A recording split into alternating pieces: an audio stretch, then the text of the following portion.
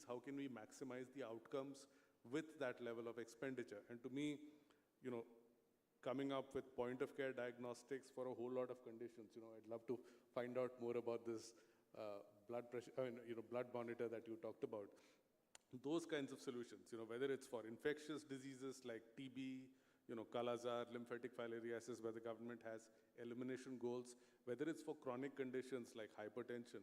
If you diagnose hypertension and diabetes early, you can ward off late-stage organ damage, like chronic kidney disease, which requires expensive dialysis. You can dramatically bring down the incidence if you, identify and manage, hypertension and diabetes early on, right?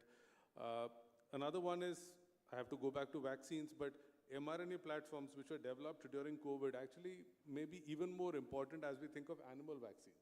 I think what COVID revealed to us is the risk of, these crossover pandemics where, something may originate in an animal species and then crosses over to humans. Now, if you can diagnose and manage infectious pathogens while they're in the native populations, whether it's wildlife or livestock, you can prevent a lot of downstream damage. mRNA platforms for animal vaccines, again, the government of India is taking that up as a priority. There's a National One Health mission that's being designed by the Office of the Principal Scientific Advisor. That's seeking to bring together the best integrated surveillance so you can actually test for multiple pathogens, identify which ones may be risky for human populations, develop early stage vaccines and keep them ready, before a pandemic happens. If you have stockpiled candidates that have been through phase 2 trials, then you can, in a matter of few months, scale that up. That's again, very valid and clear lesson from COVID, which again is being taken up. Agriculture, again, because I said climate change is going to impact yields, it's going to impact water availability. So developing new seeds that can withstand these kinds of changes without compromising productivity, because we will have a growing population. So we need to feed more people with a fixed parcel of land. So the only way that can happen is if we come up with seeds that are more resilient to these kinds of stresses, require less water, and allow farmers to still make viable incomes, because no one's going to keep doing it at a loss. So that's another very interesting area. I think the whole question of precision health and starting to think about how much can you start to personalize the challenges, the health issues that people may face during their lifetimes, if you understand very early on from genomic sequencing what they may be predisposed to, and create those pathways where again you can ward off or prevent severe disease. Lots of potential that's happening there as well. And AI/ML I don't want to get into because everyone's spoken about it. To me, I think coming up with language solutions is something that can be India's contribution, not just for ourselves, but to the world. Coming up with platforms that can really, to Professor Murthy's example, if he could be speaking in English and, a student can be getting a translated Bengali version, man, that kid is going to learn so much faster. And that is very much possible now with, AI. So I think these are all very exciting possibilities where real solutions are on the anvil. And I think the great part is, we are at the, I would say, the hockey stick part of the curve in terms of, the takeoff possibilities. Because we have lots of young people who are coming into new institutions who are not cynical, who see possibilities and are driving for solutions. So to me, these next 10 years are really where India is going to take off, and that's going to, impact the world in a good way. So those are my thoughts. The decade where we emerge as the scientific superpower. Yeah, absolutely. Great examples. I want to wrap up the panel because I also want to open up for audience questions, but I have one pressing question, and that is these technologies are exciting, but what are some ethical concerns that we should really be worried about? And should policymakers strike a balance between fostering this innovation and also safeguarding all these ethical and safety standards? And that's a question to you, Shiv, that I want you to address. Sure. Thanks so much. There is a lot of excitement about technologies like AI, ML we talked about. before I get to that, I mean, I don't need to drive traffic to Meta websites, but whoever is interested in the large language model, go to ai.meta.com. I encourage you to download the language model and fool around with it. India is one of those countries which is downloading it the most, Indian researchers, and now it's open for commercial use, ai.meta.com. And to what Hari said, just another example, we have something called MML project, massively multiple language model project. We have experimented with almost dialects included, speech to text, text to speech for Indic languages. Again, 70% accuracy for 60 languages which don't have a script. So you just speak, converts into text, and vice versa. So again, not to harp on examples, but just it's mind-boggling what is possible. On the ethical part of it, I think I touched upon it briefly in the morning. I'm not one of those who's scared of technology. I am someone who will walk right into it thinking that, okay, so what if I get burnt a little bit? And hence, I feel that there should be certain guardrails or principles, not to regulate technology, but to regulate the outcomes of it. Because if you look at, and this is one area I'm very familiar with, I'm not a technology person, but I'm a policy person. Governments have also become far more evolved now. They are not saying I'm going to, if you remember in the last 3 to 4 months, and Hari and I were talking briefly when Sam Altman came down to India, everybody was obsessed, and then he made one statement that India is never going to go big, and now he's supporting regulation of technology, regulation of AI. Hate to say this, some people in Bangalore are also professing that curb the development of AI. AI is a foundational tool. It's like saying, let's shut the internet down because, oh my God, internet will corrupt our students. You don't think like that, right?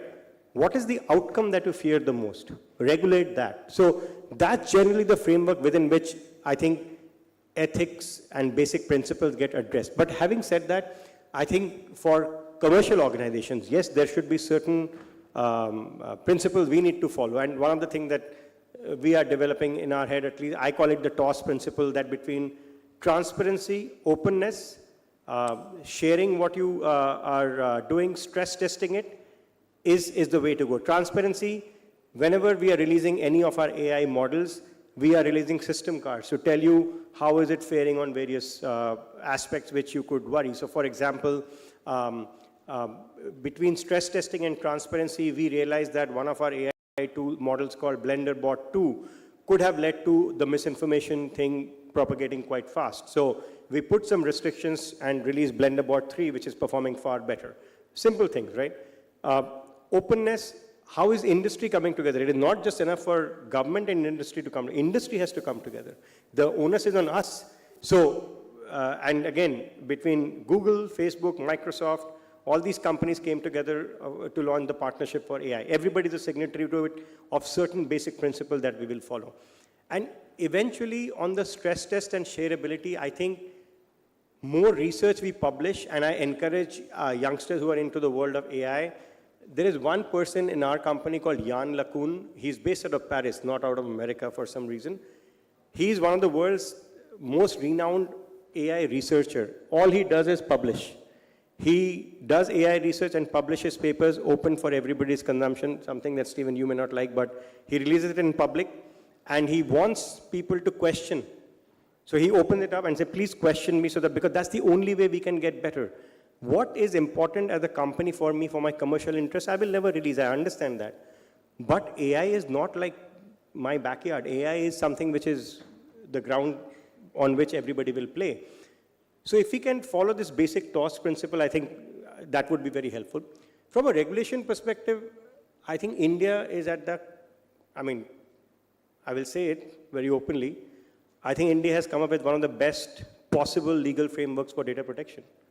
I mean, you may say that the West got to know all these things first, yes, but India has shown that user right and innovation can be done in a very balanced fashion. We as a company have welcomed the data protection law. Why? Look at where we started. 4 years ago, the first draft said data restrictions. Data will not go out. I mean, now there's a debate like data is oil or data is water, and we can run a poll. We think data has to flow freely because Indian companies are also going to go abroad, right? It is not just one way that we are coming here. Yes, it is one of the biggest data markets, but what are the guardrails around it? And what the latest text of the law has shown is that it is possible to balance the concerns with the rights, with the possibilities of innovation.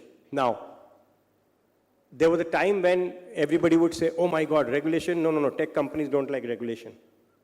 We have done completely the other way. We welcome regulation. Regulations have to be progressive. And I think this establishment has at least shown us that they are willing to engage. Most of the text writing of the law is consultative. They don't write laws in absentia, like we are not absent, we are present in the room. They ask us, okay, if this is written like this, what happens? But at the center of it is user rights, user awareness, user safety. And I don't think we can dispute. I will never say that Facebook will grow bigger by hurting users, right? So if user right is the imperative, then I think we are all aligned in what we need to deliver on. We may have different motivations of making money. Government does not. Government has to protect the citizen of the country. So I think there's a fine balance, and this government has shown that. So between companies following broadly the TOS principle and working and engaging with the government on self-regulation, there is a lot of appetite for self-regulation right now in this country. I think if you keep these basic foundational principles without getting scared of technology, I think as Hari and as Professor Sahasrabudhe said, we are in the golden era in my mind. And honestly speaking, to his face, we are lucky to have somebody like Professor Sahasrabudhe. What he's talking about with his experience of training teachers. If you don't train teachers, I'm sure some of you have young children. I have a young 9-year-old son. The questions he asks me, if I don't know, then I'm actually doing disservice to him. I'm going to stunt his growth. So I might as well read before I can tell him what is happening in the world. Yeah, in terms of regulation, the focus on outcomes and making sure we are aligned on the outcomes and safety on those outcomes, I think was a great point. With that, we had a brilliant discussion. I want to open it up for the audience. Maybe we have time for 2 questions, and I have to wrap it up by 3 and give it over to Akanksha. So, do we have any questions from the audience? There's one there. Good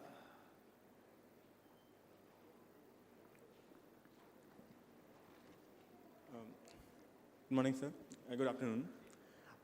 You can hear me? Yes. I am Vanshaj. I am a student, undergraduate physics student from Niger. So I had a question. Like some of you talked about identifying a problem statement and working to build a high impact solution. That and things like the KIT Innovation Cluster, they are a good step in that direction. But startups there need to be profit based, which is nothing wrong with that. But if one has an idea which resolves a social evil or a social problem, but cannot be profit based, like what Hari sir does. So how does one go about getting funding for that? Like, that is my question. Thank you. Funding for,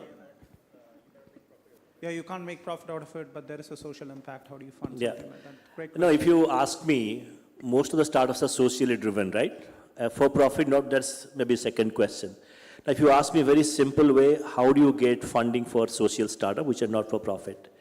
Now, if you're a student, you can go for a lot of fellowship program. If you really want to experiment on those social ideas, relevant ideas, there are many fellowship programs are there. One of the fellowship program by the BIRAC DBT called SIP program, where you get 50,000 rupees per month, plus 5 lakhs rupees of grant called Kickstart grant. If you do good, you get next level of 50 lakhs of grant funding.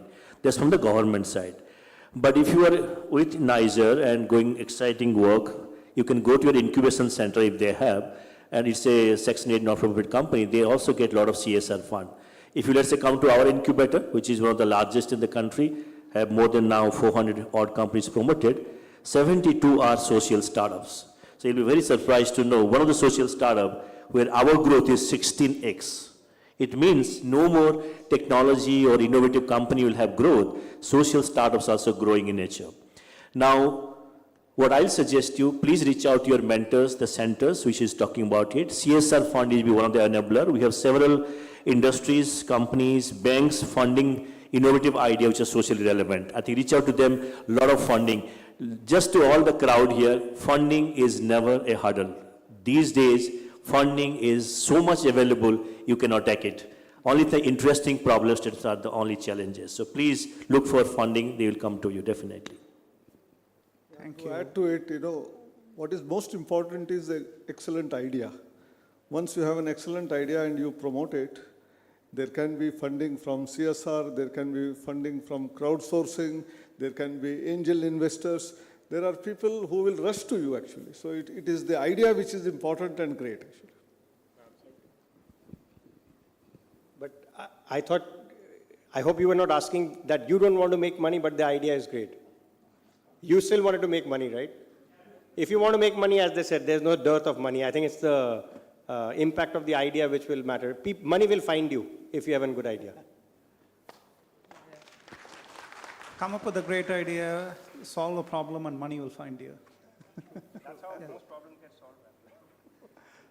Yeah, I'm Lakshmidhar Besra from IMMT Bhubaneswar. So first of all, thank you all the panelists for very, very important points that you brought out. Particularly, Professor Suar talked about the problem statement, and also there were talk of the training to the faculties. I am one of the faculty of this institute. But one of the things which I want to bring before you, sir, is that sometimes there are very great minds in the countrysides, the students who are coming from very remote areas, they have a very bright ideas, but when they come to big cities and big institutions, sometimes they get overwhelmed by the circumstances and the scenario there. So there also is a challenge how to make them comfortable. I'll take just 1-2 examples of it. I think we faculties should also allow our students to make mistakes. This I have observed from my lab and given and allowed them to make mistakes. I think the learnings that they get from doing mistakes, there is much more potential. They contribute bigger, which we have seen even in the case of our Chandrayaan. We have learned so much from Chandrayaan 2, and now we are a success. So similar things. So I'm very happy to say before that, one of my PhD students, who in fact the problem statement, Professor Suar sir, was all formulated by him, Mr. N. Usakiran, I'm talking about him, and ultimately he patented, and he has now started his startup. In the morning session, you talk about nobody has approached you. In fact, he was just discussing with me last week that we come to you and take suggestions. So these are exciting times. So these are the just points I just wanted to tell before you. That one point is that to take care of the students coming from remote areas and make them comfortable in this big scenario.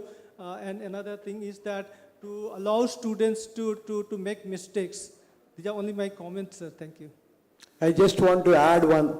I always tell my colleagues at IIT Hyderabad, if somebody says he has never failed in life, he has never learned anything in life. So it's very important, friends. Hello everyone, so I'm Siddhant, a recent graduate in physics, like in astronomy. I was studying in University of Toronto, right now like from KT University. So I wanted to ask a question to probably Meta, because they're a big company in AI.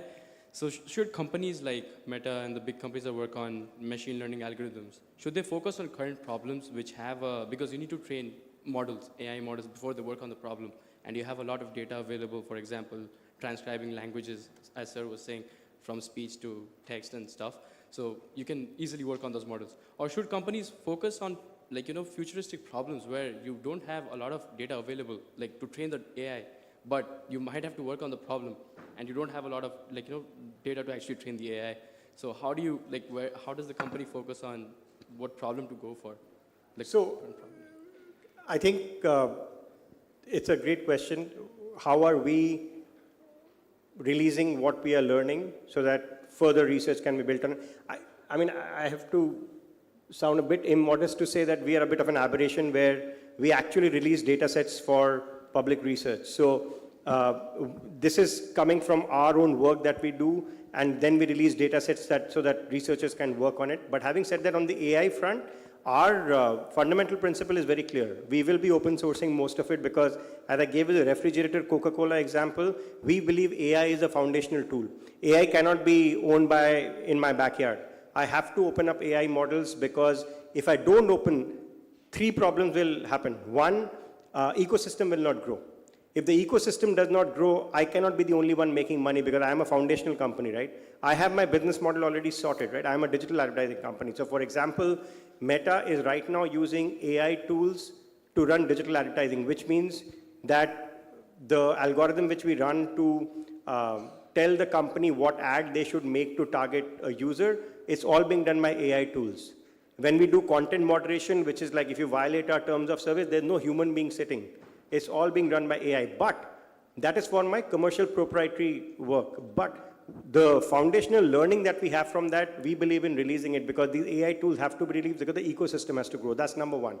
Second, as I said, if I don't release it, I don't know where it's going to go wrong.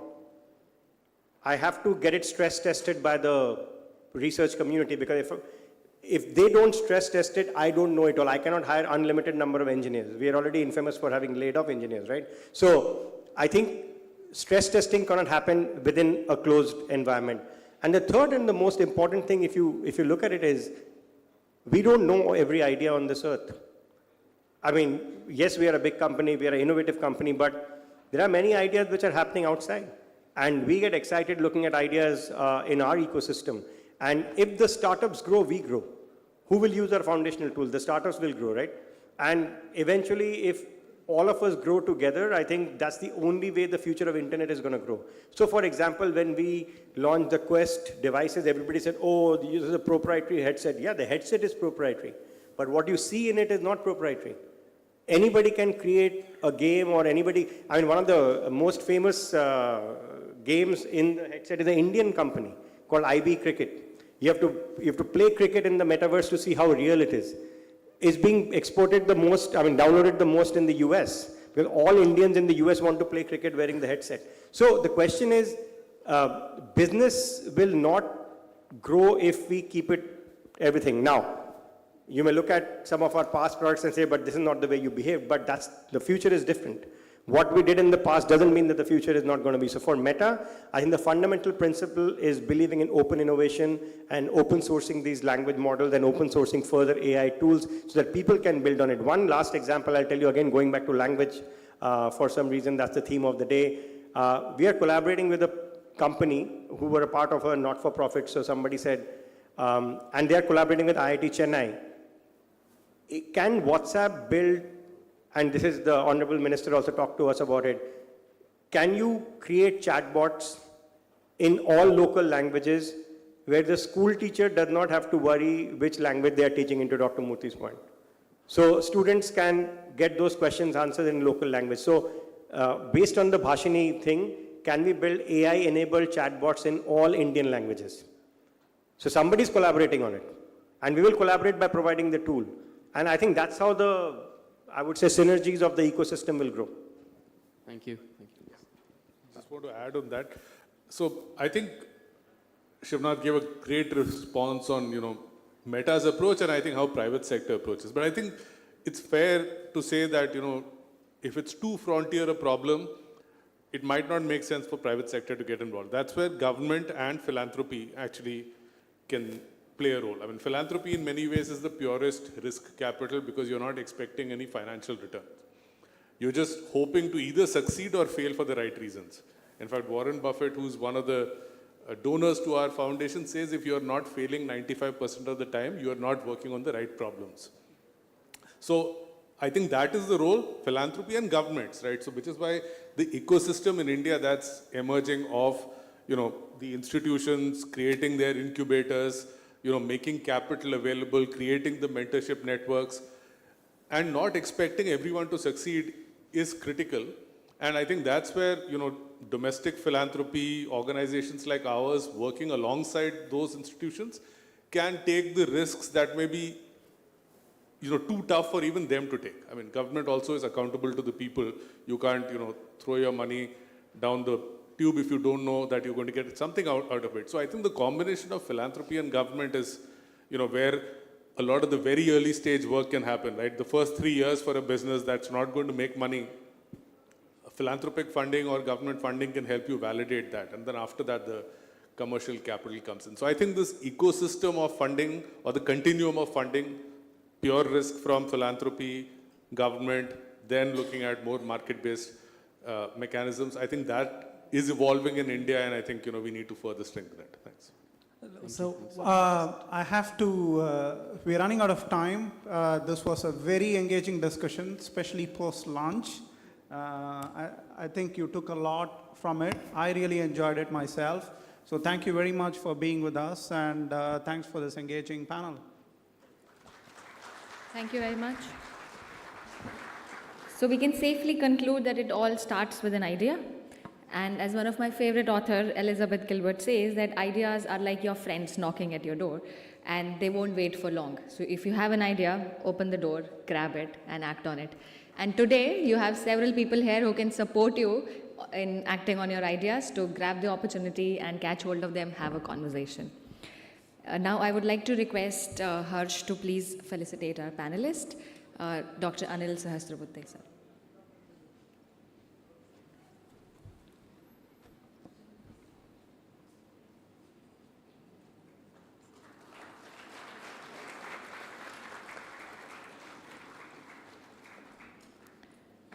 Shri Shivnath Chukral.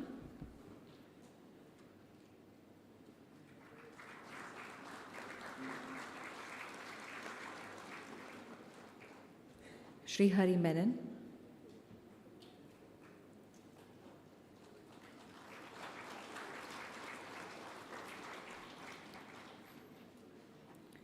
Professor B.S. Murthy.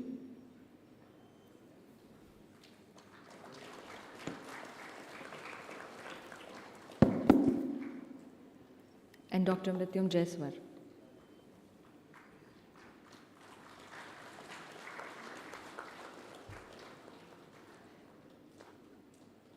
I would now request Dr. Anil Sahasrabuddhe to please felicitate Harsh.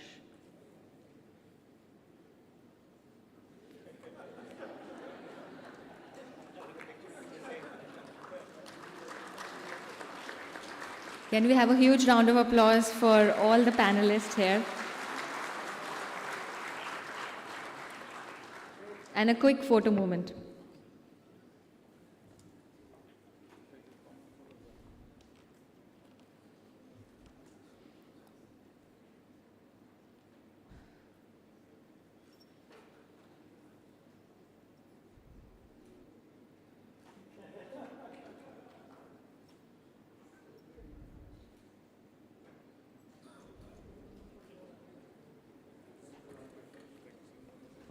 Thank you very much.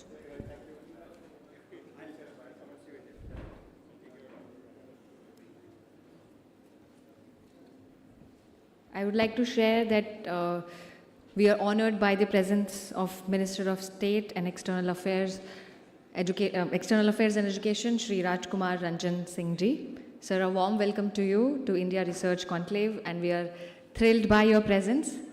It's a big encouragement and motivation for each one of us present here.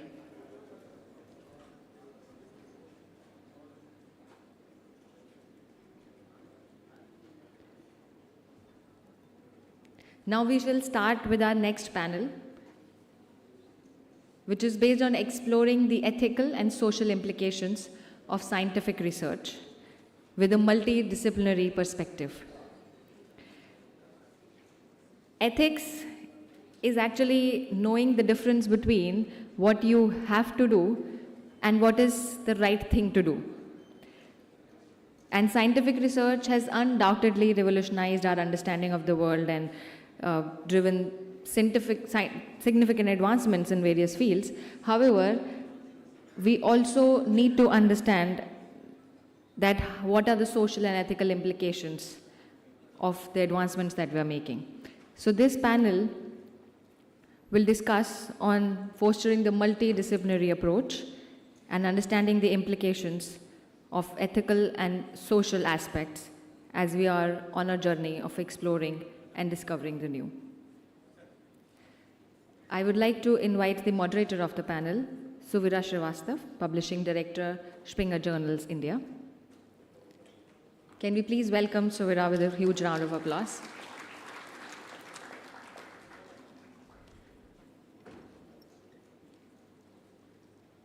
On this panel, we are joined by Dr. Pramod Kumar Sahu, Director of ICAR CIFA.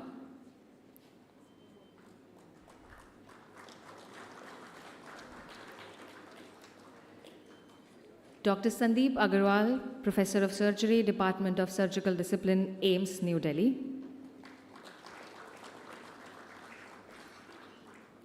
We're also honored to have Dr. Pami Dua, Director of Delhi School of Economics, University of Delhi.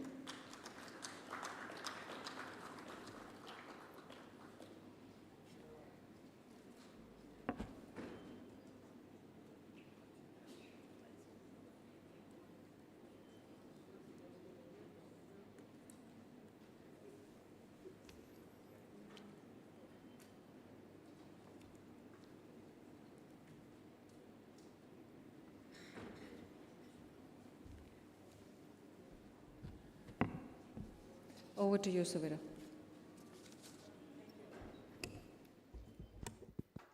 Hello.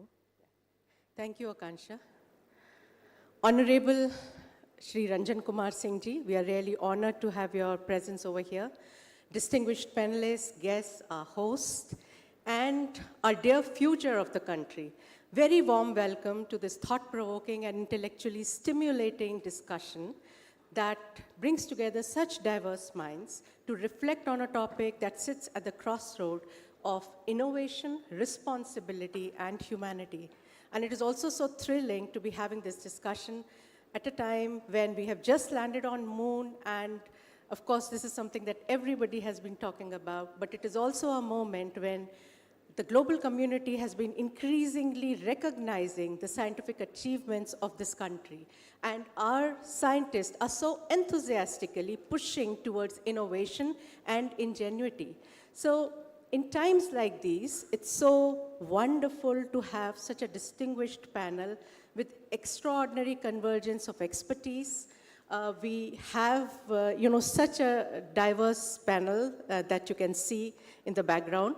And while the panelists will be giving their viewpoints, I would like to invite you, our engaged audience, to reflect, question, and contribute to this discourse. So in talking about, just starting this discussion, I was really touched by the words of Dr. Pami Dua, which still resonate in my mind and actually set the tone of the discussion, wherein she had said, if the approach is value-based, the research will also reflect that. She so beautifully put it up. So just to set the tone, and also because we have so many youngsters sitting over here, what is it, what are the principles of the foundation of the scientific research that we so very much talk about? And we have been talking about and hearing from our other panelists so much so.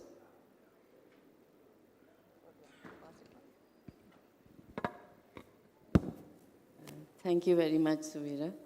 So I will talk about the foundations of research, what is meant by academic integrity, research integrity, what is the role of values and principles in determining academic integrity, and how values can feed into our research work. But first of all, I would like to put on record the stellar outcome of path-breaking research of our scientists with the successful landing on the south pole of the moon. So we all owe our hearty congratulations and appreciation to the scientists of ISRO, communities of ISRO, other scientific communities, CSIR with all its testing that it did, also the Vikram Sarabhai Space Center, and also the Baba Atomic Research Center with its subatomic research, which is the foundational research for this kind of work. So what this has done is it has put research on a very high pedestal for us, because this is collaborative research. It brought together a number of communities, number of eminent scientists, and there is integrity in the research. So we have set in India very high standards for ourselves. So how do we match, leave aside, pass these standards? So first of all, we have to understand what is research and what goes into the research work. So research involves original investigation. This can be theoretical or applied, but it must be ethically conducted. That is the most important thing. And it must be trustworthy and done in a socially responsible manner. So this brings us to the concept of academic integrity. That implies the pursuit of scholarly activity in an honest and responsible manner. Now, if we have to do research in an honest and responsible manner, we have to have a value system in the research. In the ecosystem of research, we require a value system, and academic integrity rests on 5 values: honesty, trust, fairness, respect, and responsibility. Now, it's not enough to say that we should have these values. We should have the courage to uphold these values. So the most important thing in academic integrity is to have the courage and determination to uphold all these values. Now, to these values, we can add principles of research, and I define 6 fundamental principles of research, which then reinforce the values. And these principles are excellence, integrity, cooperation, accountability, training, and safety. Now, if we go back to our fundamental values, just a little bit about each value. So if I start with the first one, honesty. So honesty is the foundation of teaching, learning, research, service, and is a prerequisite for the realization of trust, fairness, respect, and responsibility. Second is trust. So trust is a necessary foundation for any research work, and it allows us to collaborate, share information, and circulate new ideas freely. Now, trust will foster fairness and respect. Fairness, this is essential for the establishment of any ethical institution or environment, and it is also something that all institutions should follow, and if it's an academic institution, then all the faculty, administrators, students, all have the right to expect fair treatment. The next one is respect, which implies showing respect to other people's research by citing their research, and also helping peers, colleagues, students in their research work, openness in research. And then we have the 5th value, which is responsibility. So this implies that each individual in any institution, academic or otherwise, has the responsibility to uphold the research practices of that institution. And that is a very big responsibility, because responsibility of this kind leads to accountability. And what we need to deliver on these 5 values, as I said, was courage. So this is required to translate the 5 values from talking points into action, standing up for them in the face of pressure and adversity. So if we combine these 6 values with fundamental principles, first, excellence, strive for excellence in research and produce work of the highest quality, which we all agree to. Integrity, we comply with all legal and ethical requirements and declare any potential or actual conflicts of interest. Then we have cooperation, which will facilitate open exchange of ideas, research methods, data, and results. Then the 4th is accountability, which would ensure transparency and compliance. And then the 5th is training and skills, which involves training and development opportunities to researchers to ensure they have necessary skills for research. And finally, we have safety, that is, research work has to ensure safety and well-being of all involved in research, and also avoid risk or harm to research subjects.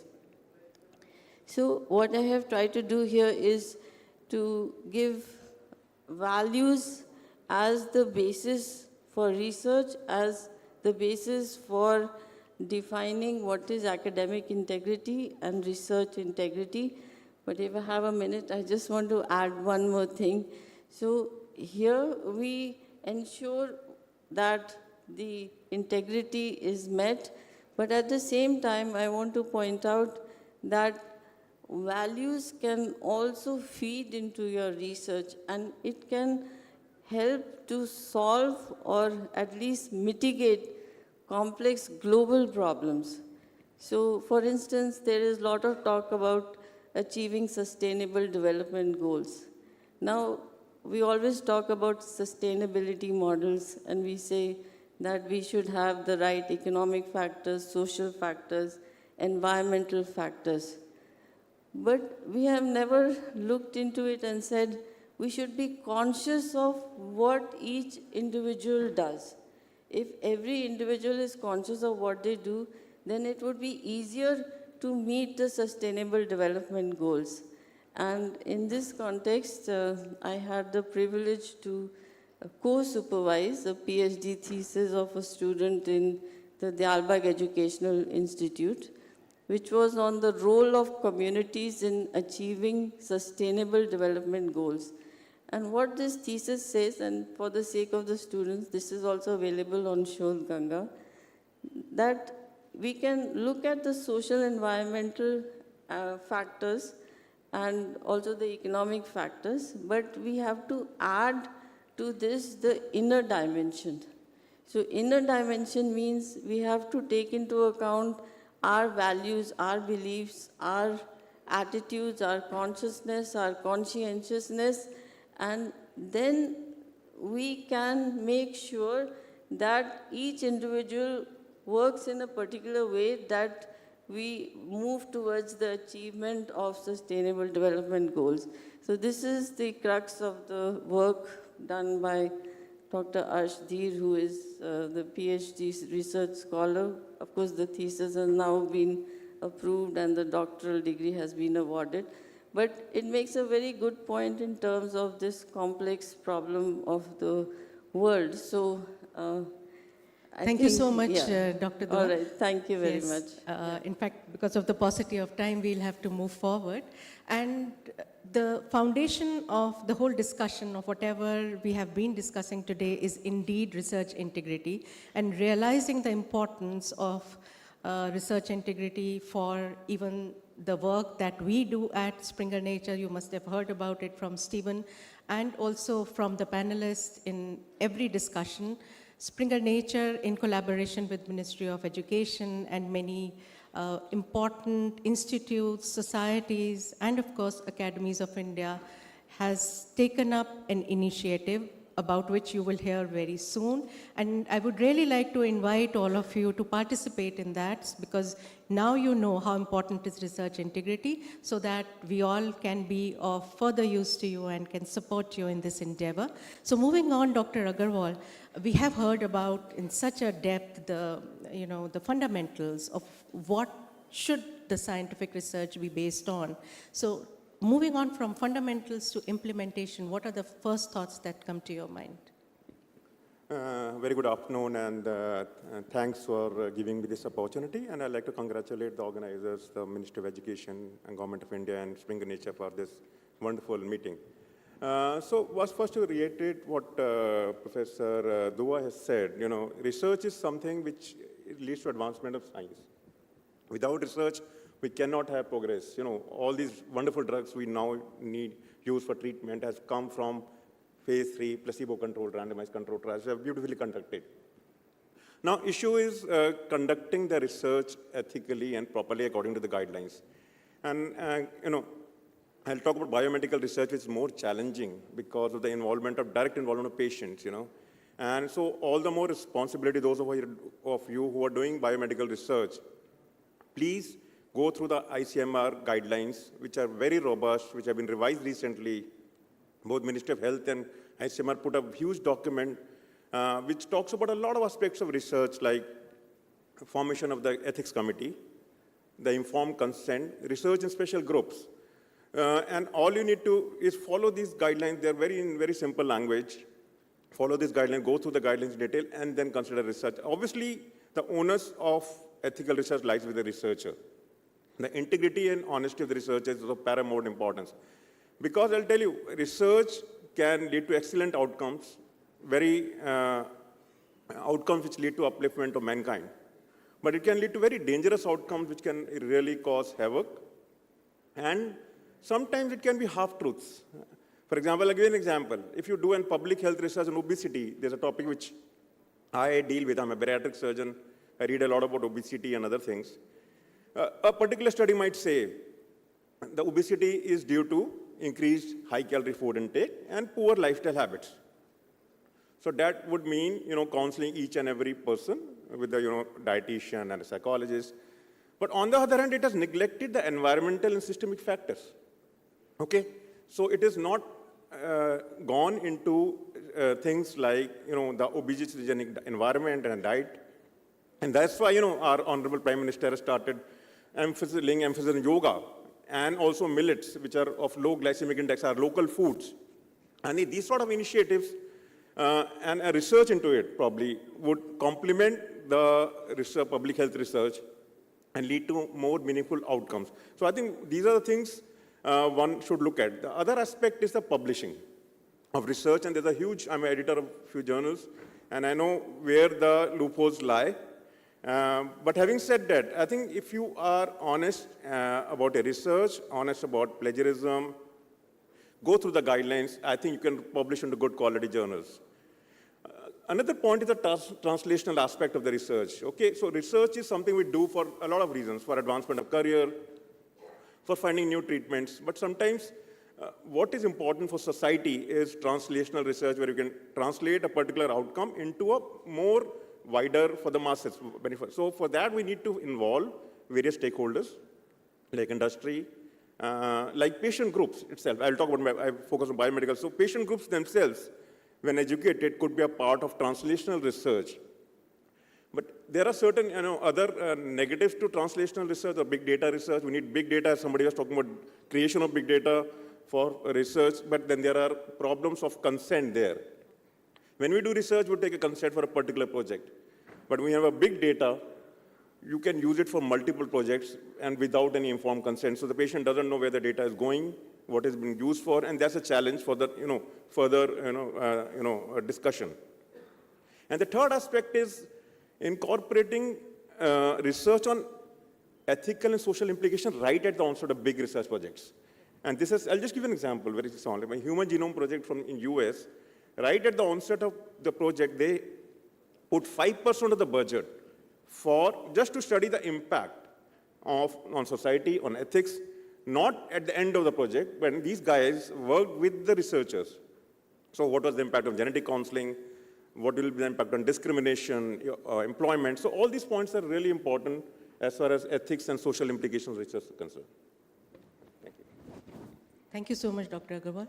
In fact, taking forward this discussion from fundamentals to implementation, Dr. Sahu, I would like to invite you to reflect on the societal implications, because especially from the research area that you come from, and that has a lot of relevance to a country like us.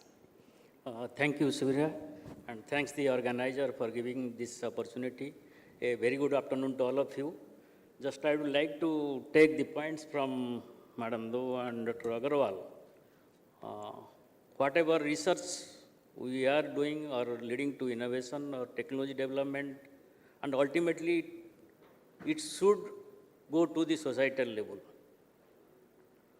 And we should measure the impact, as he was mentioning very well right now. And we have listened to excellent panelists beforehand. And what exactly is happening, if you will see most of our research, we should ask ourselves whether it is going to the end users or not. In one hand, just I will cite I will give emphasis on 2 or 3 points. The first point, the equity access. Take the study of global healthcare or the medical advancement, the technological advancement in healthcare, what has happened. And how far it is reaching.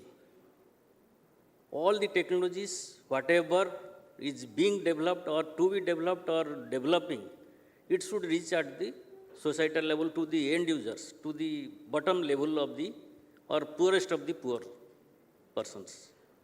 There should be equitable access.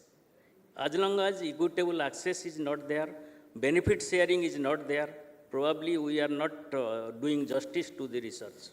So each of the research, each of the project, whatever or any or aspect we are looking into, probably there should be equitable access. We have to address the most important component, how it will be reaching to the down level. And the most important role which is going to be played in this is the knowledge, the communication, the media. They are going to play a very major role in this regard. They can give a positive shape, give a negative shape to a research findings. The third most important thing I will mention here, the inclusiveness. If you are thinking of, just now we are running one workshop in our organization, just to cite, we are discussing on leach. As an institute like freshwater aquaculture, we don't want leach. Couple of days back, Director General Ayush, he called me that we would like to join hands with you to help us to propagate the leach. So I was telling, we have never thought of that. We are thinking of how to get rid of this. But he is telling it has a lot of scope, lot of advantages. In fact, we are debating on, and the debate is continuing in between, I escaped. So that's what I mean to say in this, that if we will go with inclusiveness, with involving the organizations which we don't think that they are really going to contribute to our findings, to our research or anything. So probably you will do very novel kind of research which will touch the bottom level of persons or the farmers or the society, it will touch.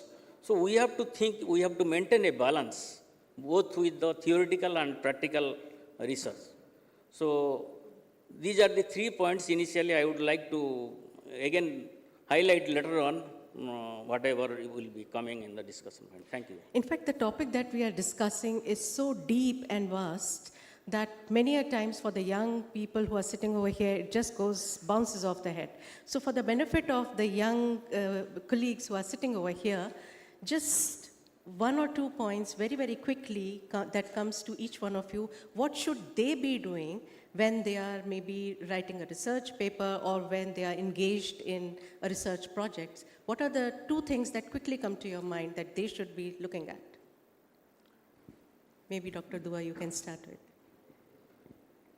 Well, the first thing that all the students should be doing is that they should be aware of what are the standards of academic integrity and also research integrity, what are the ethical frameworks, the legal frameworks, compliance with all of these frameworks, and what is the meaning of research misconduct, and what happens if you violate one of these ethical standards. And research misconduct can be of various types. For shortage of time, I'll just mention them. We have fabrication of data, falsification of data, plagiarism, and there are a lot more things we can say about scientific experiments. So you have to be aware of violation of these standards because there would be also penalties for violating them, and we don't want to get into that. You have to uphold the values of integrity. That is the most important thing. And you must maintain the research culture of the institution that you are in. Thank you. You very rightly said, because in many of the workshops that I do, people ask what will happen, like, if there are these misconducts. Your research, what you write is your labor of love. And if there is a blot on what you have written, then there is a question mark on your career ahead. So don't let that happen to you. And be very, very sure of what you are publishing. Over to you, Dr. Yeah, so research involves a lot of hard work and patience, and there are no shortcuts.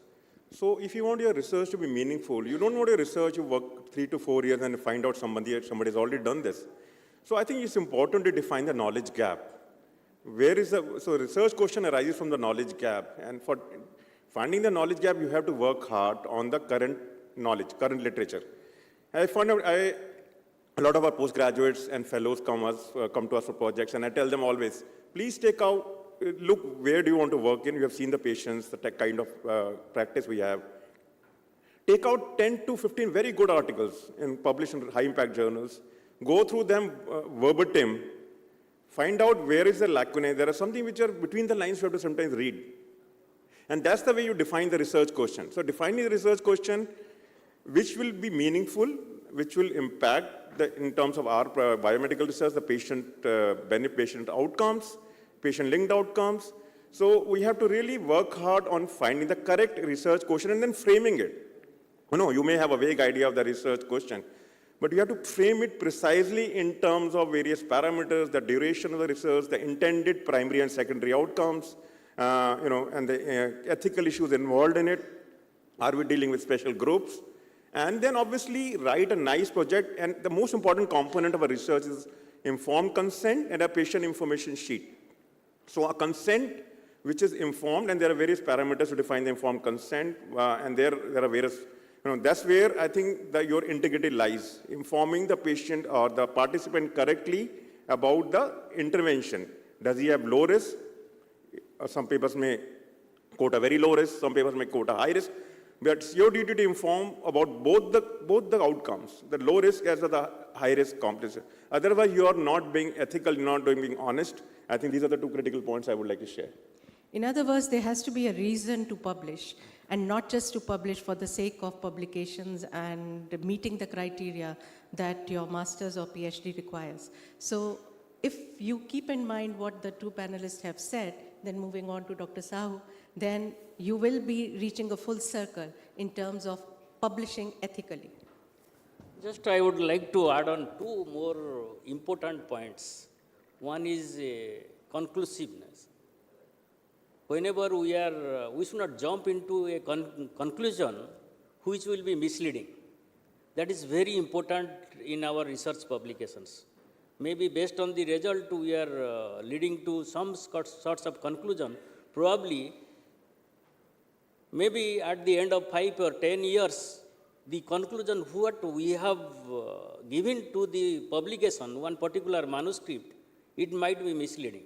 So the statement should be very, very careful, very fully, it should not mislead. That is one thing. And another thing is openness. We should be very open in our findings. Very open in our findings. So that tomorrow, somebody who is going to read your manuscript or read your publication, he will get a good conclusion out of that. So these two things should be there in a proper way. Just these are some submissions. In fact, moving on from the fundamentals and all these aspects, what are the things, what are the recommendations that you all would like to give very briefly again? Because the other panels were so, had so many people, so our time has been really limited. So very quickly, if we can say, what are the recommendations that you would have for the institutes where we have such young minds? The most important thing is that each institution should have the standards, academic and research and ethical standards clearly stated.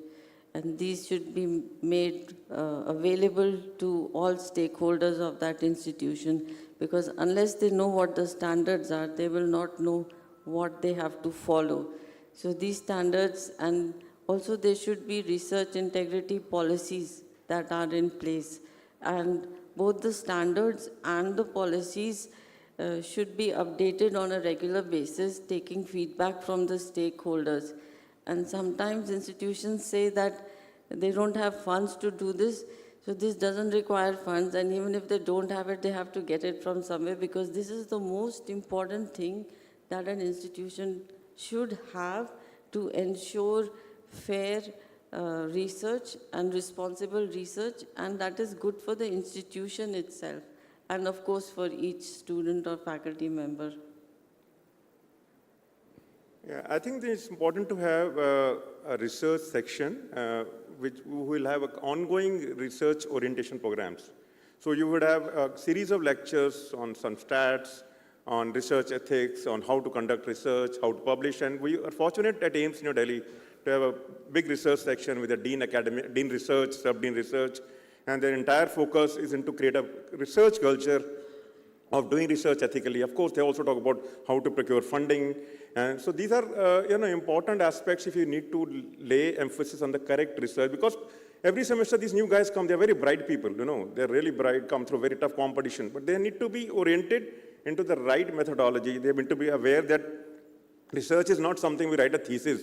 We need to, and thesis learning is the first step where they need to learn the right things. So at the stage of thesis itself, the guide should lay emphasis on all the critical steps of research. So that's one part. And the second thing I think is we should also focus on the cost effectiveness of research. That point I missed in the initial discussion is that we need to find low-cost solutions in our country where there's a huge population and there's a dearth of resources. We cannot, like for example, I'll give you an example. So we might have a research on robotic surgery being superior to conventional surgery, maybe a 2% benefit. But we can't have robots in every district hospital or something like that. So we need to focus on research where our priorities lie. And I think we should sensitize the young population, the residents, the fellows, that the research should be able to impact the masses. I think, and in that regard, the role of a research section and a research orientation becomes very important. What you said is very rightly at the foundation of whatever is happening in this country, because we have two extremes in this country. We are producing some of the fastest, we are really growing very fast in our research outputs, which also means that research is on the right track, but at the same time, we are also getting certain question marks on whatever we are producing. So to do the balancing act, I think these things are really very important for the researchers as well as the institutes and policymakers to be adhering to. Over to you, Dr. Sawa. Yeah, again, I will highlight your stress upon the bridging the knowledge gap. That is very crucial, very crucial. Whatever research findings we are getting in any kind of research, and when it is being translated to the downstream or reaching out to the downstream, the knowledge gap, filling the knowledge gap is very, very crucial. Perhaps the right use of media, right use of communications, right use of spreading the technology, it should be properly used.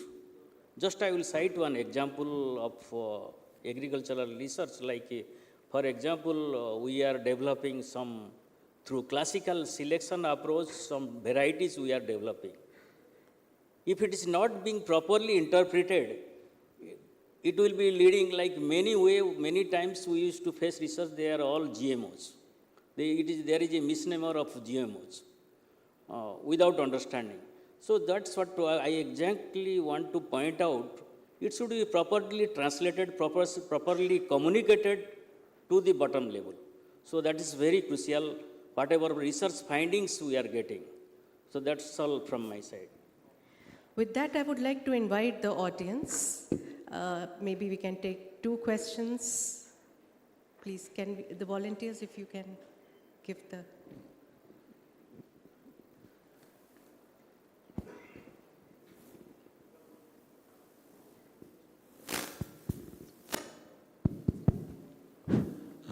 Very good evening to all of you. I am Professor Bhavia, Director, Institute of Chemical Technology. My question is to Dr. Agarwal.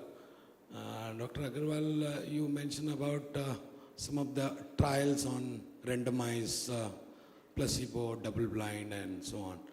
Now, we have seen during COVID, there were a number of publications which came with the trial and error of number of combinations and all. And there were a lot of papers which were published. And I see there are publications which are coming where there are different brands are also mentioned, where the data is generated and the brands are also mentioned. I would like to have your opinion on what are the legal issues on these, publishing these data, social implications, and ethical issues. Thank you. I think it's a fantastic question. I think COVID was a very special circumstance when a lot of people were working from home and had a lot of time to write things, and people were actually went overboard writing. I can tell you from my own experience that we are having online meetings morning, evening, thinking about what to write, what not to write. And in that context, a lot of publications were not properly peer-reviewed. So the idea of a good publication is should be peer-reviewed. That means it's been peer-reviewed by the experts in that field. But unfortunately, a lot of COVID-related publications did not get peer-reviewed properly because there was huge number of publications, humongous number of publications. Everybody was writing right and left, even those who never touched a pen. So that is one aspect that there was not proper, even for very good journals. The second aspect of what you're saying is mentioning the brands and all. I think that's best left to the editors because that is where the article should have been rejected at the technical level. So one is before the peer review, there's a technical check we do as an editor that is there a plagiarism? Is there a mention of the institute? Is there a conflict of interest statement? Is there an ethical clearance? I can tell you 50% of the research quoted in COVID has not been ethically approved by the Institutional Ethics Committee. So I would leave that era, there's an aberration, an anomaly. I think we should just try to move forward.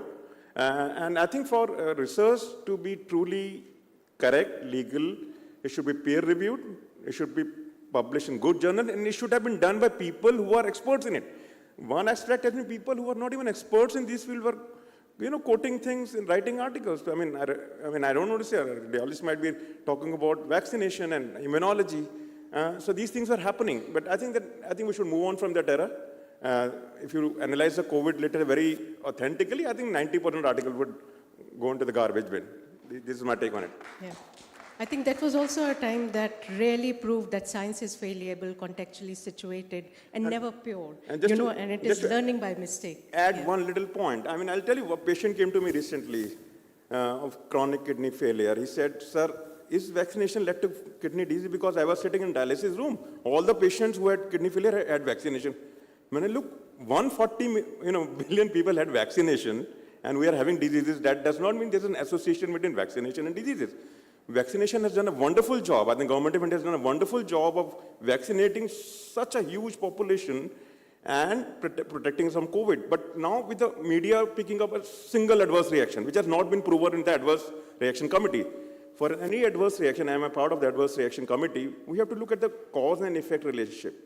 Without proving that, media is putting it in the newspaper and it's causing a lot of misinformation in the media.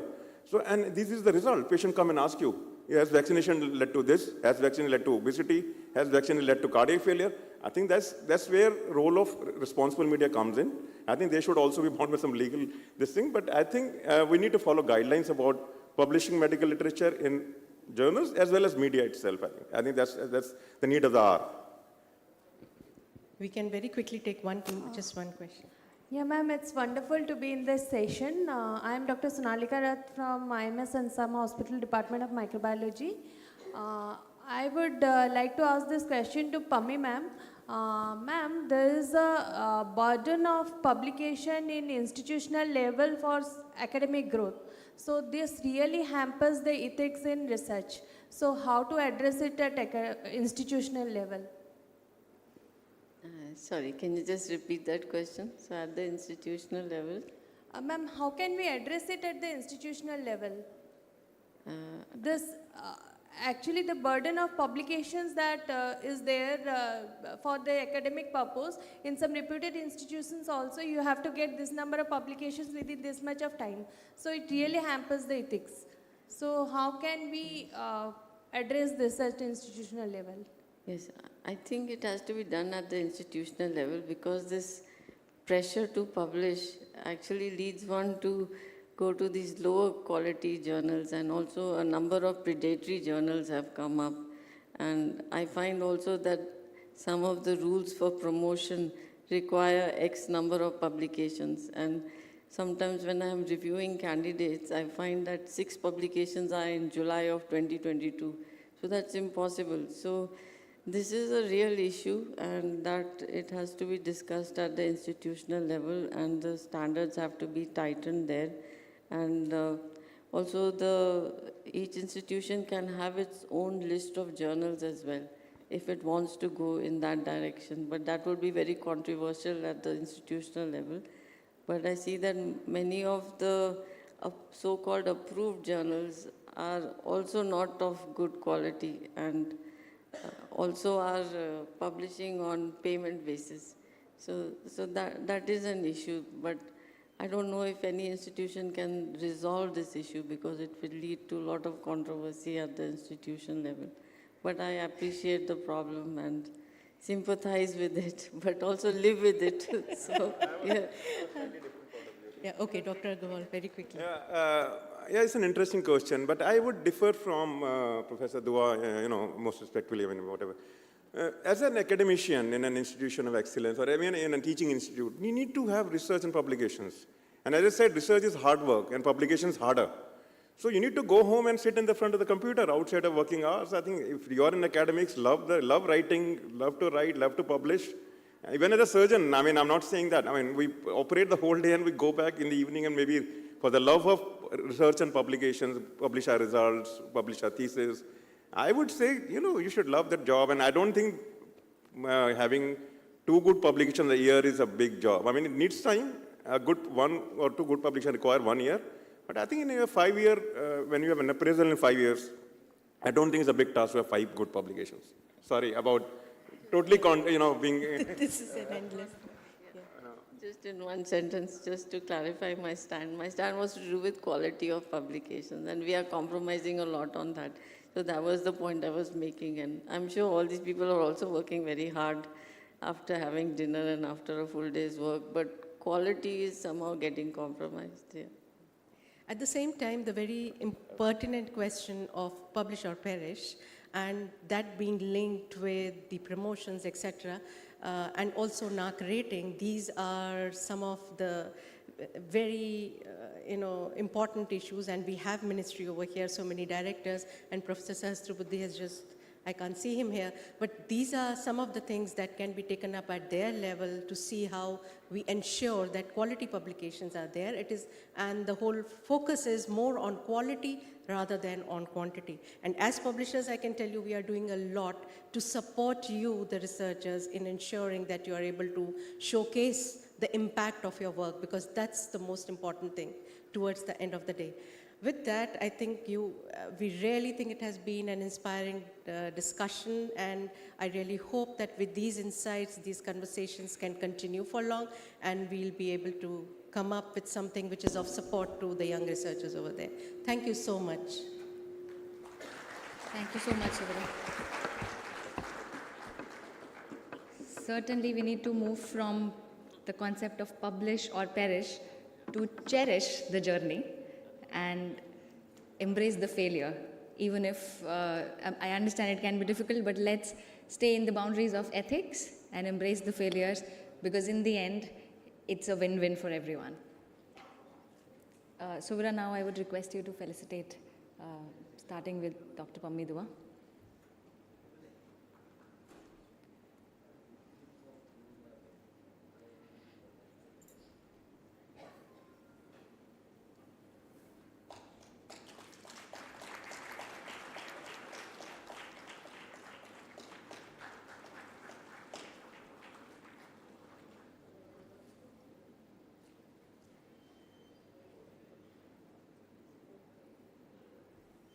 Dr. Pramod Kumar Sahu.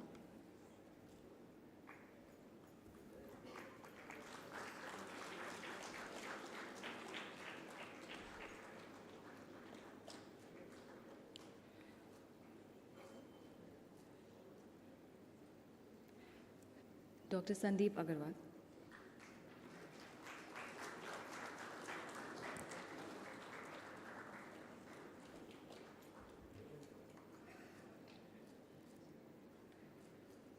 I would now request Pammi Dua ma'am to please felicitate Suvira Srivastav.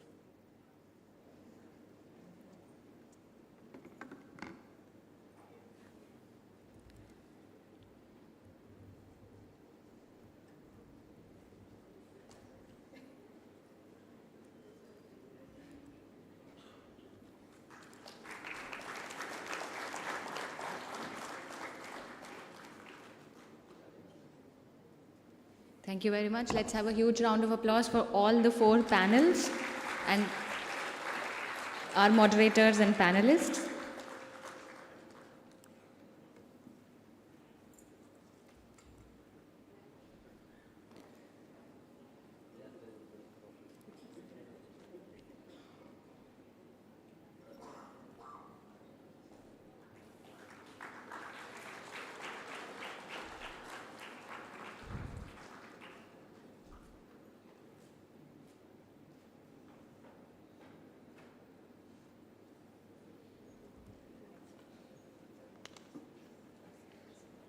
Without taking much time, I would now start with the much awaited event of the day, which is the keynote from Shri Rajkumar Ranjan Singh Ji. So thank you so much for considering our invitation and gracing the occasion. We welcome you once again to India Research Conclave. Your profound insights and visionary leadership and dedication to the field of education and research is truly inspirational for all of us. And we eagerly anticipate to get enlightened by your words.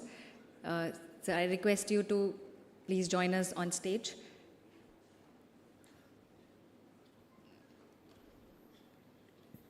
And I also request Stephen to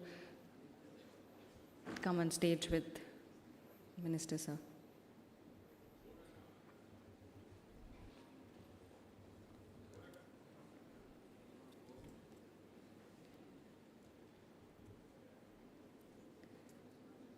I would request Stephen to felicitate Shri Rajkumar Rajan Singh Ji.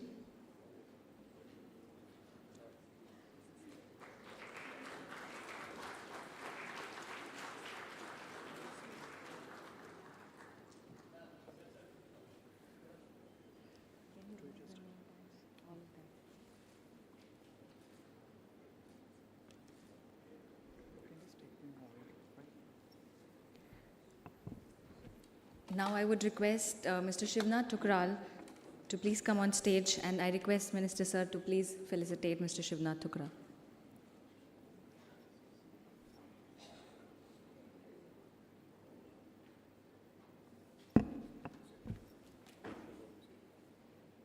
Can we please have a huge round of applause?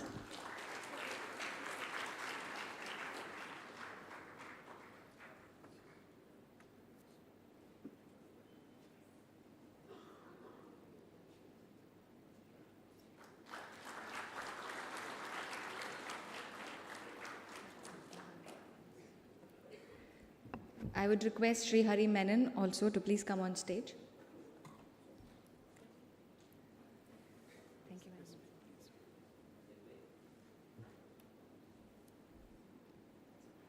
And I request Sri Rajkumar Rajan Singh Ji to felicitate Sri Hari Menon Ji.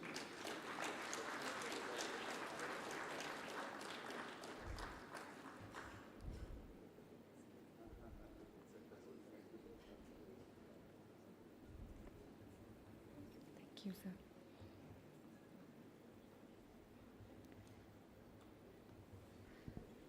It's an absolute honor and privilege for us to have Sri Rajkumar Ranjan Singh Ji with us. I would like to take a few minutes to elaborate a bit about his journey. He was born on 1st September 1952 in east of Imphal, Manipal, and he was sworn in as Union Minister of State by President of India on 7th July 2021. He officially took charge as Minister of State of External Affairs and Education on 8th July 2021.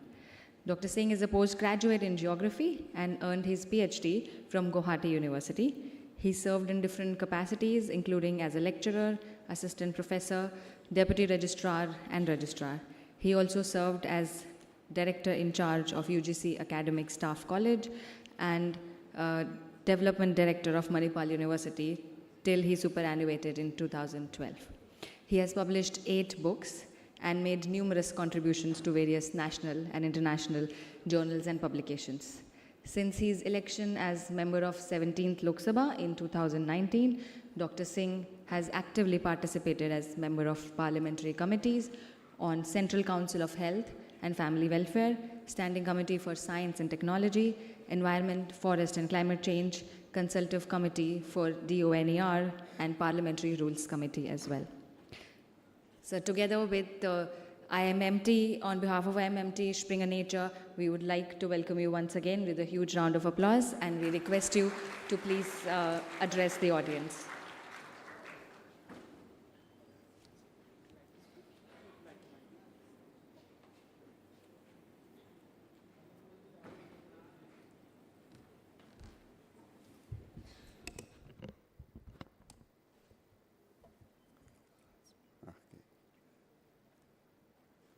Namaste, good evening.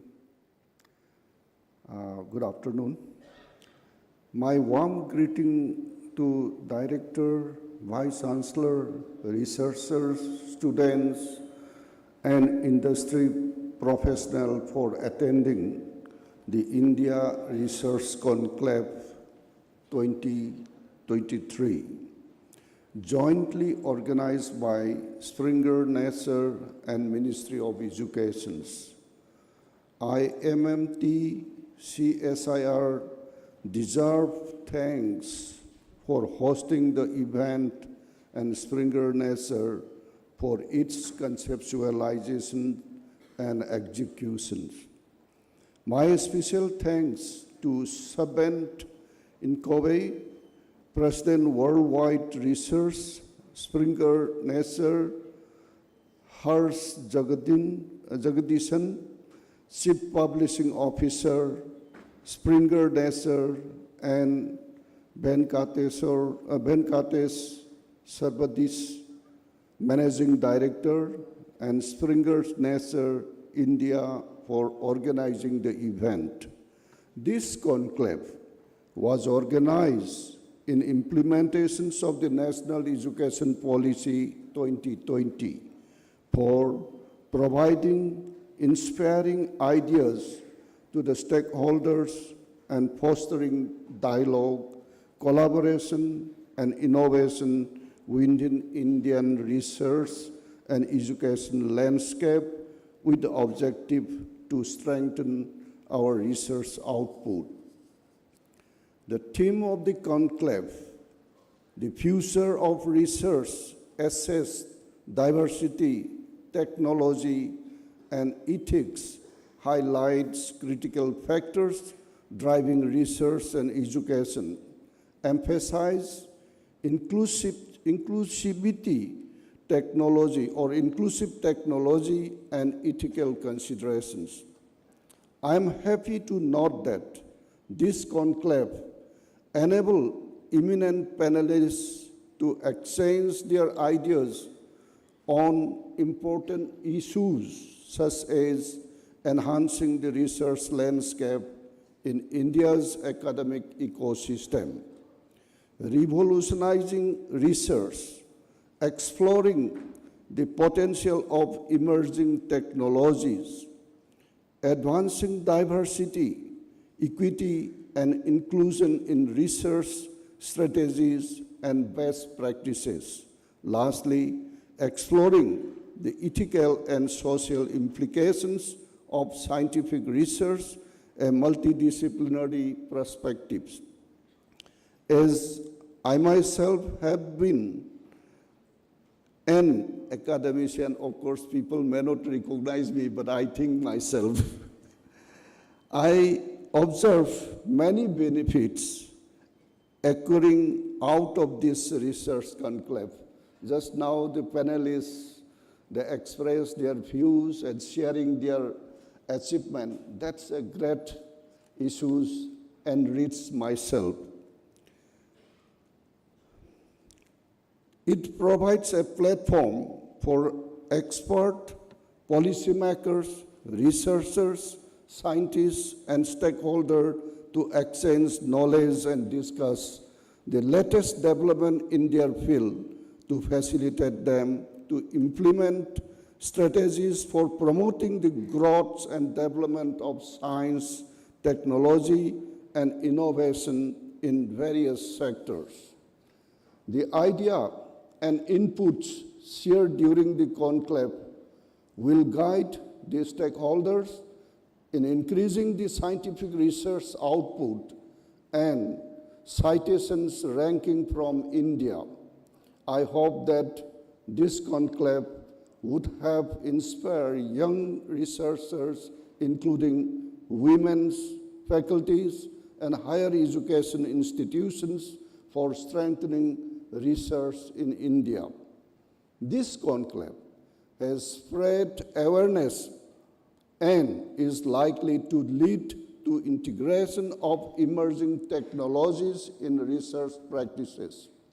National Education Policy 2020 seeks to amalgamate and the ancient and the modern, fostering the global citizens armed with a holistic education. Hence, this India Research Conclave 2023 was kept aligned with the vision of the National Education Policy 2020, amalgamating diverse opinion to conclave, innovate, and inclusive thought process among our researchers and innovators. The Anusandhan National Research Foundation Act enacted this month only is aligned with Prime Minister's vision to propel India into the league of developed nations through strategic research, innovation, and entrepreneurship. I am happy to note that the theme of this conclave sought to foster the same value and idea. This conclave is quite timely and steam presence of thought leaders, policymakers, and experts from various fields enhance the conclave's significance. The role of technology in education must ensure equity guided by ethical considerations. Inclusive, facilitate innovation by embracing diverse perspectives. The STEM panelists enrich today's deliberations by examining the existing research landscape in India's academic ecosystem and identifying key areas that require improvement. Secondly, sharing views to enable access of technology in Indian ecosystem, training to budding researchers on the innovating tools, limitations, regulation, and key role of publishers and technical guides can play in democratizing science research by using technology as tool. Thirdly, catalyzing conversations around diversity, equity, and inclusion in research, understands its guidance, and develop a roadmap for cultivating a more inclusive and diverse research environment, especially for women's researchers and for all genders. And lastly, developing deep into the complex ethical and social issues arising from scientific research. I am happy to note that the conclave led to thought-provoking decisions and discussion, sharing insight, and strategizing innovations which would facilitate in promoting science, technology, and innovation inclusively across different sectors in India. Collaboration among academia, industry, and policymakers is pivotal for progress, and the conclave was conceived with the same purpose. Our goal should be to empower students and critical skill to prepare them to address complex future challenges effectively. The conclave would serve as a catalyst for harmonious effort for progress,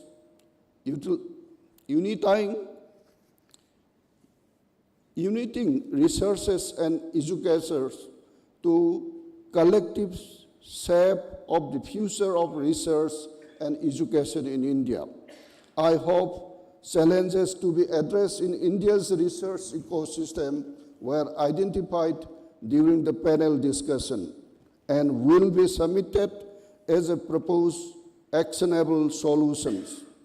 I would also urge that the key highlights and recommendations from the various discussions at the conclave be presented in the larger audience to read, learn from. I am happy to know the initiative that Mr. Venkatesh Shivasidi, Managing Director, Sprinkle Nature India, is going to undertake national bus tour carrying the vision of research and innovation across India, universities and institutions, thereby strengthening Indian research ecosystem. I hope with these few words, I once again acknowledge the contribution given by the panelists, and that carries the message of our India's Prime Minister, Shri Narendra Modi's main target for the India's growth in the coming 2047. He always emphasizes to us, without research and innovation, India cannot be leading the globe. With these few words, once again, I congratulate all the panelists and the organizer, and hope the Sprinklers, the group of publications, will certainly do the needful, encouraging the young research and publishing the findings of the research. Thank you. Jai Hind.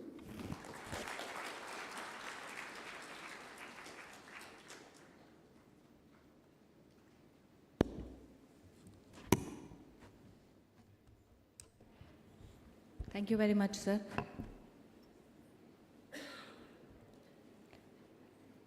I think it's a proud moment for all of us, taking blessings from sir, and also the announcement that he made that the conclusions, the ideas that we gathered today shall be presented in the form of a report which will be disseminated to a larger audience.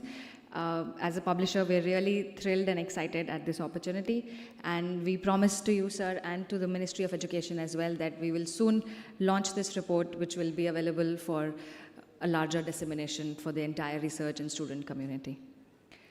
Taking this opportunity, as a publisher, we are really excited and thrilled to showcase the work that we commission and the work that we publish. And at this juncture, I would like to invite some of our authors who are present with us for the launch of some special books. For the book launch, I would like to invite Harsh Jagdishan, Chief Publishing Officer of Springer Nature. I would also request Stephen Inchcombe to please come up on stage for the book launch. Mr. Venkatesh Sarvasiddhi, Managing Director of Springer Nature India. Unfortunately, the commissioning editor of these books, Nupur Singh, is not able to join us today, but she is represented by her teammate, Aprajita Singh. I request Aprajita to please come on stage.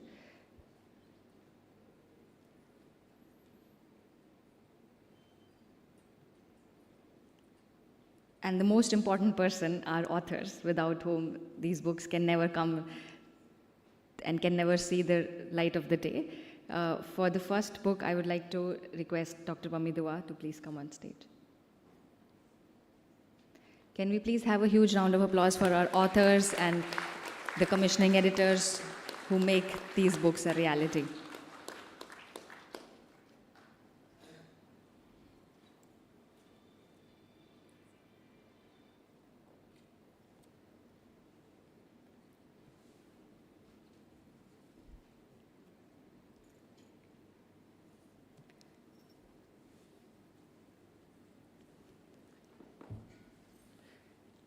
This book is titled Econometric Methods, Applications to the Indian Economy. It's edited by Dr. Pami Dua, Director of Delhi School of Economics. The book discusses contemporary Indian issues for students of advanced econometrics, explains the concept techniques in each chapter, including its applications, and provide details of data and methods for the student to replicate and extend the analysis.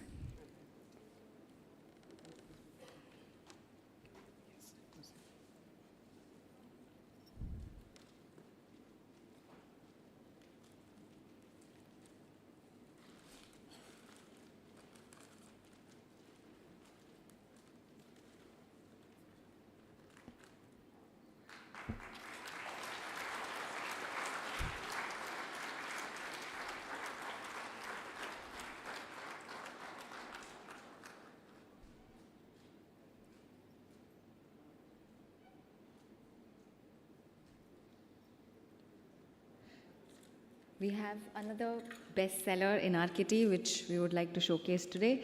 The next book is Strategic Human Resource Management in Higher Education, Roadmap for Indian Institution.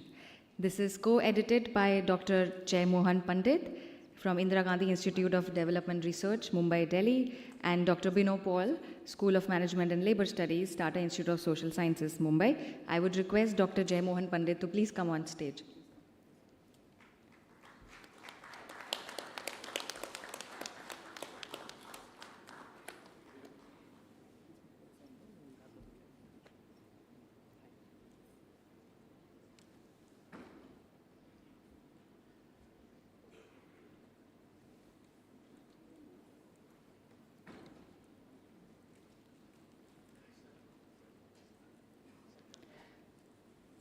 Professor Pandit's book explains the assessment of university as an organization, and it all highlights the impact of National Education Policy 2020 and its scope.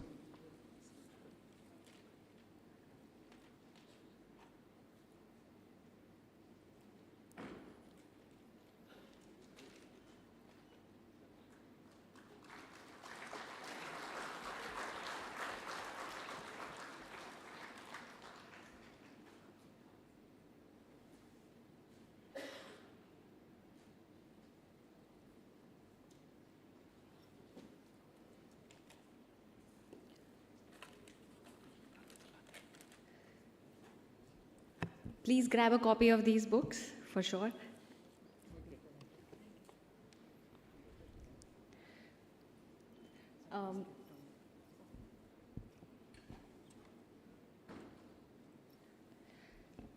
There is another very interesting product or service. I'm not sure which category we put it because it covers both, and it's a very unique survey that we have started, sort of like our flagship initiative in several countries. We have started this in India, called Research Integrity Survey. I would request Stephen to introduce the concept of Research Integrity Survey to the audience. And thereafter, we will request Dr. Singh to launch the survey. Stephen. A couple of words then about the Research Integrity Survey that we're honoured that you'll be launching today. The research integrity, clearly we heard in the last panel about the critical importance of integrity within the research system. But there is differences in understanding and appreciation, perhaps partially, as we heard, the way institutions define research integrity in their own organisations can vary. So we're very keen to support the research community to operate a survey across as many researchers as possible, all disciplines, all parts of the country, to be able to assess really three things. Firstly, what people's understanding and needs are around research integrity. Secondly, with research training, what's actually available and how often is it accessed and used by researchers. And then thirdly, what are the components of that research integrity training and in what form is it actually delivered and accessible. And we've done this in other countries before. We've done it in America. Most significantly, we've done it in the United Kingdom, we've done it in Australia, and really as research has become so incredibly important and impactful out of India, we felt that it was time that we also operated the survey across India. We do it with local partners in each country. In India, we're doing it with the National Academy of Sciences and also with the Council of Scientific and Industrial Research National Physical Laboratory. We're trying to work with them to reach as many researchers as possible. So I would say when it's launched and you see the web links, it's only a few minutes. Please access, please let us know what your needs and experiences are so we can bring that together. And as everything that we do like this at Springer Nature, it'll be published openly and accessible, available to help the ministry and anybody else that needs to plan to see what the needs are of the research community and how best to address them. So thank you very much for coming and setting us off on this exciting path. Thank you.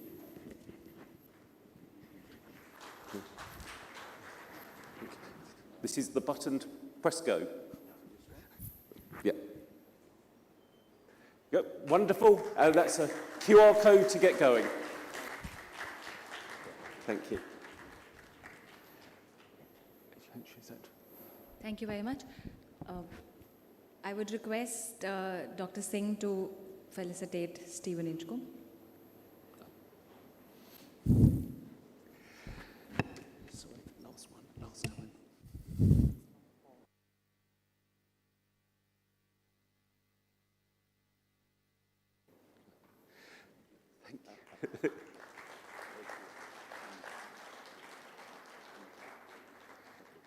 Thank you very much.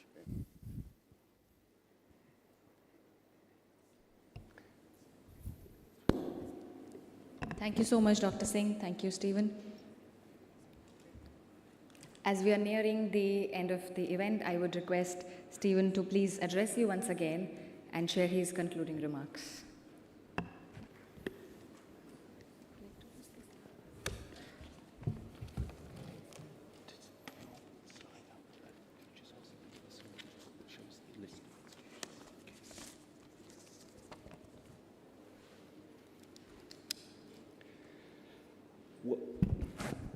Well, ladies and gentlemen, we're now in the final straight, the end of the day, and it falls to me to just say a few words to really thank everybody and to try to sum up. Quite honestly, I don't know how I can do justice to the incredible breadth of insights that have been shared by our speakers and the panels, but I thought perhaps the best way might be to try and take it from your perspective as PhD students, as postdocs, as you look towards where to focus your energies and abilities. What are the things that, if I was in your shoes, I might take away from today? And I'll try and keep it very brief. We had 4 panels. The first panel was about how to improve the research experience output within the ecosystem that is India's academic system. We heard about 4 sectors, we heard about the components from academia, government, private sector and investors, through to people, ideas, facilities, resources, and so on. But what really came away for me was that there was a call to specialise, to try and really excel at something and to be able to collaborate with your peers to be able to, together with others, create excellent outcomes. Secondly, there was a call for good ideas. It seems the funding is available if you've got the best ideas, so make sure that you really try and find out what they are and then go for it. How can you do that? Well, you need to be able to tap into the incubators that have been set up, and it sounds, as somebody who isn't based in India, it sounds like it's an exciting and dynamic area within which you'll be able to take that forward. And perhaps lastly, think about how you and others can participate in that, but also think about industry participation. You might want to create your own startup, you might want to work with a larger company, but in either case, academia and industry and startups are all working more together, and though the paths, the opportunities open to you are greater than perhaps they were for the generation before. If we turn to panel 2, well, everybody agrees new technology is cool, but the challenge seems to be how to use it for good, what to prioritise, and how to measure that impact in the real world. And then it's not just about individual technologies, it's about connecting those new technologies and applying them together to solve real-world problems and enable, ultimately, economic growth and wealth creation for individuals. So decide on your problem that you want to address and look at those innovation platforms where a new range of technologies exist to help you solve them. Get involved in other areas as well. Find out what's needed. We heard about the example of people from a technology background working in health, in hospitals, and seeing what it's really like, and trying to then imagine about how they can solve the problems that exist. You might want to found your own startup. You might want to commercialize, but if it's a social purpose, the money is also available to take that forward. Then we split up. And we also had split up, and panel 3 was about diversity, equity, and inclusion. And today it's absolutely clear about their importance, and it cannot be overstated. I think there was observation in the group that perhaps the gender balance of the speakers was not consistent with that message. And I would acknowledge that. And I look at it now, I think we need to try harder. I think we all need to try harder, but I think that came up in the session, and I want to acknowledge it, and I want to reflect it also in the summary that we provide, because only by acknowledging our mistakes, as we also heard in the 4th panel, do we move forward. But for you, for me, for all of us, this means that we all have to act in an inclusive way, and to benefit from others from diverse backgrounds, and to create impactful, excellent outcomes that are equitable for all. And then lastly, panel 4, which was in many ways one of my favourites. We understood that ethics is about what is right, not just about what is necessary, but we understood a lot more. It's about excellence in research. It's about trust, allowing us to actually rely on each other. Of course, it's about fairness and respect. It's about accountability. It's about the safety of all those involved. But it's ultimately about acting with integrity and with responsibility to your institution, to your country, but ultimately to yourself. With that in mind, I would like to finish by thanking everybody involved. We had universities and institutes bringing people in, helping in guidance to develop this, and it's a long list. So let me tell you just about the most impactful. SOA,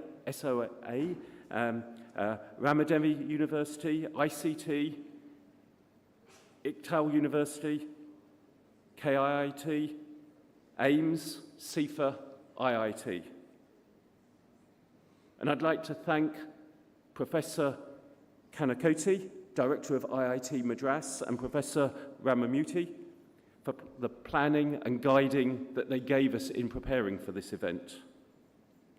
I would especially like to thank CSIR IMMT, our wonderful hosts, and the Ministry of Education, our partner, for enabling us to put on this event and to be our partner in the upcoming bus tour that you've heard about. And finally, I'd like to thank you all for your participation, for your attention, for your commitments, and for what I hope we'll all be able to do together in the future. Thank you very much.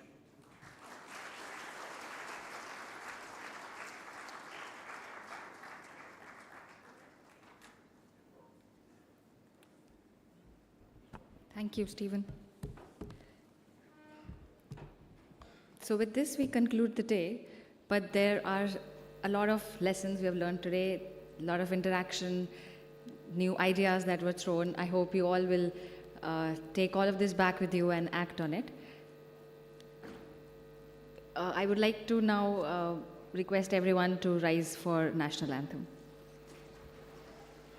जनगण मन अधिनायक जय हे भारत भाग्य विधाता पंजाब सिंध गुजरात मराठा द्राविड उत्कल बंगा विंध्य हिमाचल यमुना गंगा उच्चल जलधि तरंगा तव शुभ नामे जागे तव शुभ आशीष मांगे गाहे तव जय गाथा जनगण मंगलदायक जय हे भारत भाग्य विधाता जय हे जय हे जय हे जय जय जय जय हे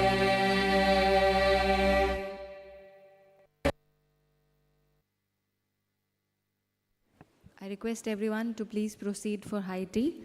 All the VIP guests and dignitaries can move from the exit on the right, and the attendees and students, researchers can take an exit at the end.